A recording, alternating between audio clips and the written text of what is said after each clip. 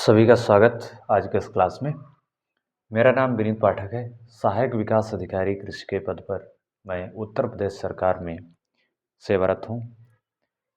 जब मिलेट्स की चर्चा हमने पिछले क्लास में शुरू की तो कितने मिलेट्स हैं मोटे अनाज की श्रेणी में आते हैं, उन सब की मैंने बात कर ली थी। और आज मिलेट्स में पहली जो क्रॉप है वो है सोरगम यानी ज्वार। Sorghum scientific botanical name sorghum bicolor, chromosome number 2n equal to 20, family Gramineae और पोएसी। इसकी जलवायु की दशाओं की अगर हम बात करें, क्या प्रेफर करती है फसल, कितनी वार्षिक वर्षा इसके लिए चाहिए, तो एवरेज रेनफॉल यानी वार्षिक वर्षा जहाँ पर 400 से लेकर के 1000 mm वार्षिक वर्षा होती है। 400 से 1000 मिलीमीटर की वार्षिक वर्षा इसके लिए उपयुक्त रहती है। चूँकि ये वेदर हार्डी क्रॉप कही जाती है। वेदर हार्डी माने प्रतिकूल परिस्थितियाँ, जो मौसमी प्रतिकूल परिस्थितियों को सहने की शक्ति होती है। प्रतिकूल परिस्थितियों की सहन करने की शक्ति इसमें होती है, सहनशील। क्योंकि ये ग्रीष्म सहनशील फसल है, सभी मिलेट्स ग्रीष्म सहनशील हैं और इसकी खेती जो कि खरीफ में की जाती है। ज्वार चारे और दाने दोनों के लिए पैदा किया जाता है, दाना हेतु और चारा हेतु।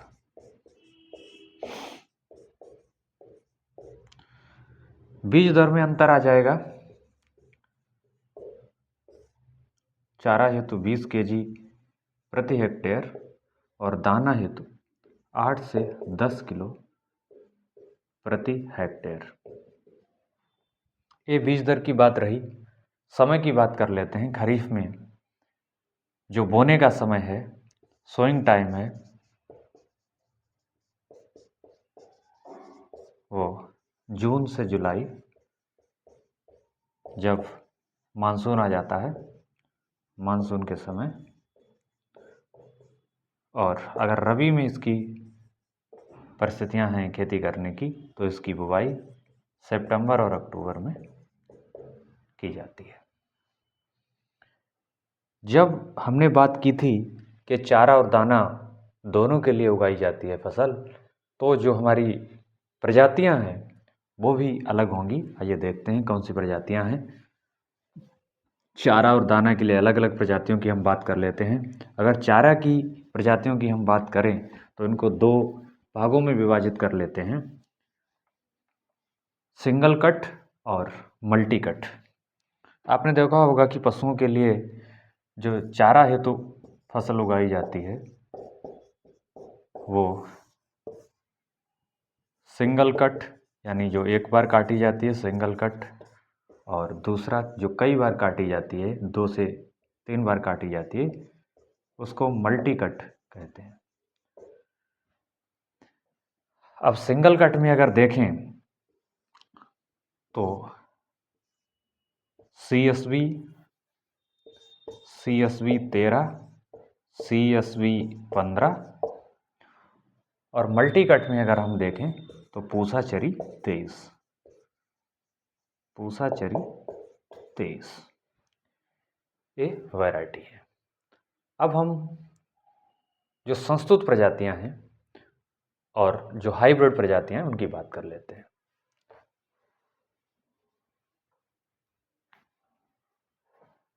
संस्तुत प्रजातियों की अगर बात करें तो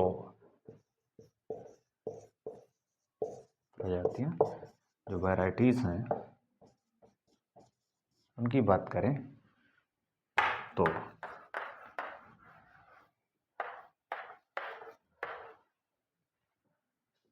CSH12, CSH13, CSH18, CSH20 ये प्रजातियां हैं।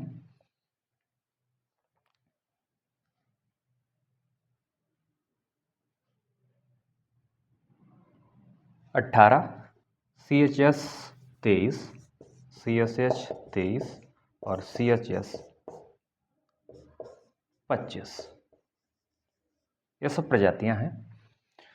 निश्चित तौर पर चूंकि ये वेदर हार्डी क्रॉप है और मिलेट्स की क्रॉप है, तो इसमें जो खनिज तत्व हैं वो प्रचुर मात्रा में पाए जाते हैं, जैसे आयरन, फॉस्फोरस,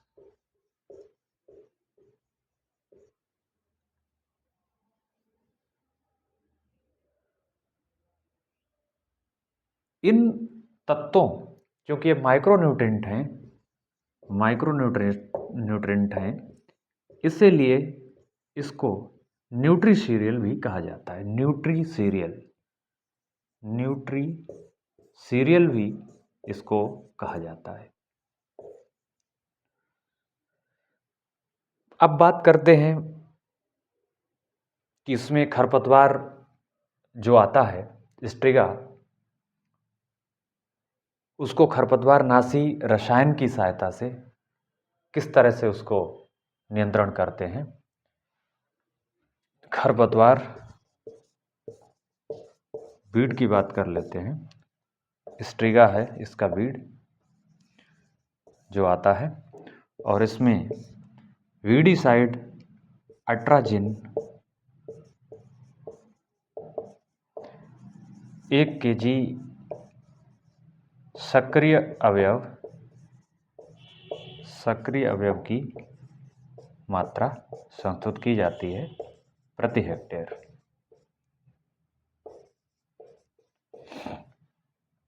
इसके बाद कीटों की बात करते हैं। कौन कौन से कीट इस फसल को नुकसान पहुंचाते हैं और कैसे उनका नियंत्रण किया जाएगा। बहुत ही घातक कीट और जो सबसे ज़्यादा नुकसान पहुंचाता है वो है सूट फ्लाई।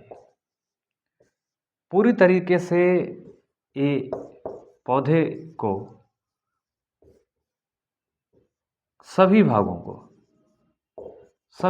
को नुकसान पहुंचाती है चूस करके। इसका नियंत्रण करने के लिए फ्योराडान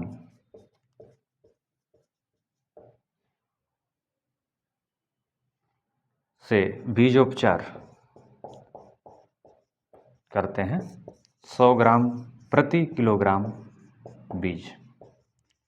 इसी तरीके से दूसरा कीट स्टेम बोरर है। स्टेम बोरर, उसके लिए भी फ्योराडान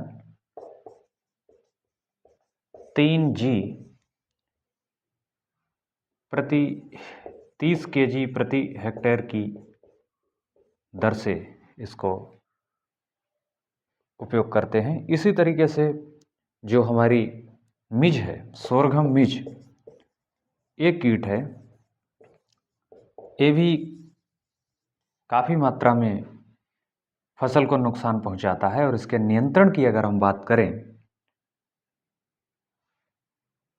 तो कार्बारेल रसायन जो है, कार्बारेल रसायन की डस्टिंग करते हैं 25 किलो डस्ट प्रति हेक्टेयर के हिसाब से पूरे क्षेत्र में इसका बुरकाव करते हैं। मिलेट्स में पहले नंबर की फसल ज्वार है, और ज्वार पे मैंने चर्चा की इसके आगे चाहे वो बाजरा हो, सावा, कोदो, रागी, मडुआ, कंगनी, कुटकी, इन सभी की चर्चा, कौन कौन सी प्रजातियां हैं, किस तरह से इनकी खेती को सफलतापूर्वक भारत के अंदर किया जाता है, क्या सावधानियां हैं, और इस समय चूंकि पूरे कृषि विभाग और सरकार के स्तर पर इसका बहुत प्रमोशन हो रहा है कि इसकी खेती को बढ़ावा दिया जा सके। क्योंकि मैंने पहले भी बताया था, खेती का बढ़ावा देने का कारण ये है कि ये ग्लूटेन फ्री हैं, जितने भी मिलेट्स हैं ये ग्लूटेन फ्री हैं, और इनका ग्लाइसेमिक